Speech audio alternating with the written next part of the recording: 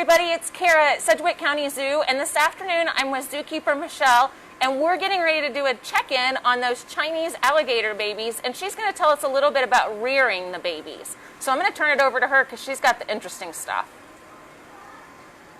Hey everybody, so today I have two alligator friends for us. So we have one of the hatchlings that we met a couple months ago. So this guy was born a year ago and a week. And then I have one of the hatchlings from last week. So these are the newest alligators to join our SCZ family. This little guy has 4 other siblings. And yeah, like I said, they're only a week old, so they are much different in size. So this guy's been eating and growing for the past year. So wow. This will just kind of give you an idea of how quickly they can grow.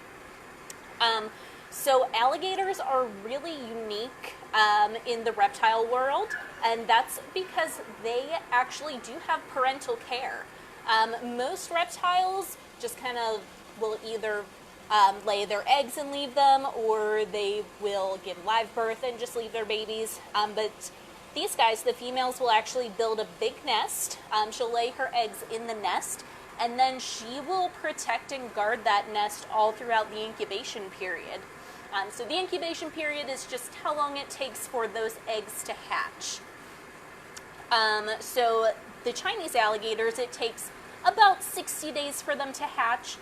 So our female alligator, about 7 days before she was ready to lay her eggs, she started actually building her nest. So they kind of gather leaf material and build it up into a mound.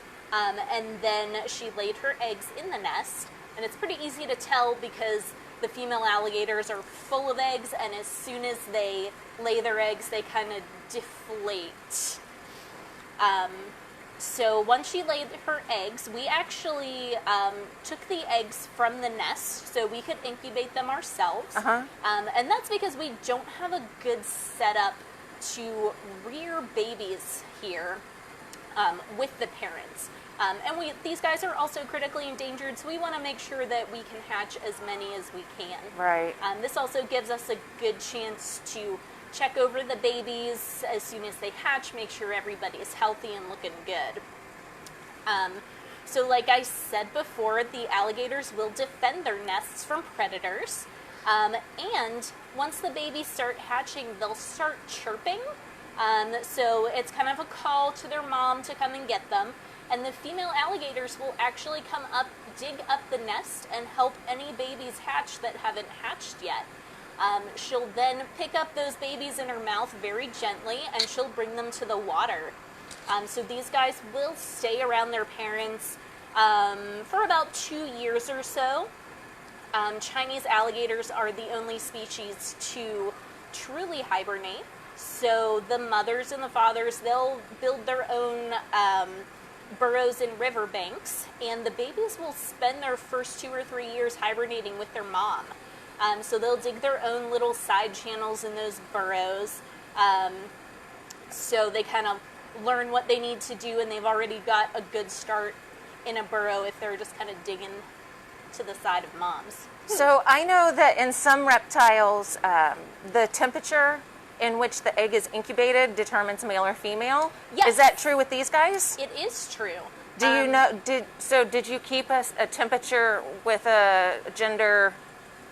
Do we call it gender with animals? We usually call it sex. Sex. I'm sorry. Total moment there. But do we keep a temperature, a constant temperature, with the hope of hatching out a specific sex of animal if we need more in the population? We can, but for these guys and the hatchlings last year, we chose to go with a middle range of temperatures. So typically eggs hatched in the lower range of the incubation temperature are going to hatch out female. Eggs incubated in the higher range are going to hatch out male. And then there's a middle range where it's kind of a 50-50. We're not really sure which one it could be. Since these were, this year and last year, were really the first 2 hatchings in probably about 20 years for any AZA zoo. we just kind of went with the middle range, just to get a good spread of the number of animals. That makes good sense. And you said that they defend their nests, so how were you guys able to go in and get the eggs? How did you manage that? So luckily, the mother of these babies is very small for a female. So pretty much all we have to do is we've got bamboo poles, and we can use those to gently tap their faces. So if you look closely, we may be able to see. They have all these little dots along their jaws. Those are called integumentary sensory organs. So those are just kind of like a pressure sensing kit on their skin. And so if you gently tap them, you can see he closed his eyes. So they can feel that. So they don't really enjoy it very much, but it also doesn't hurt them. Oh, you can see it's starting to open his mouth. Yeah. Leave me alone. Yeah, so that's just a really gentle tap, so we can kind of deter them from defending the nest too aggressively. Those alligators are very used to having us around as well, so they know we're not really going to hurt them. But the female, once we did get the eggs out of the nest, she did rebuild the nest again. But that's typically how we can easily and safely work around these animals once they're full grown. Well, that is awesome. He's getting kind of wiggly, so, do you know, is it a male or a female? We don't know. Okay. I just kind of pick a he or a she. I do the same thing with our population.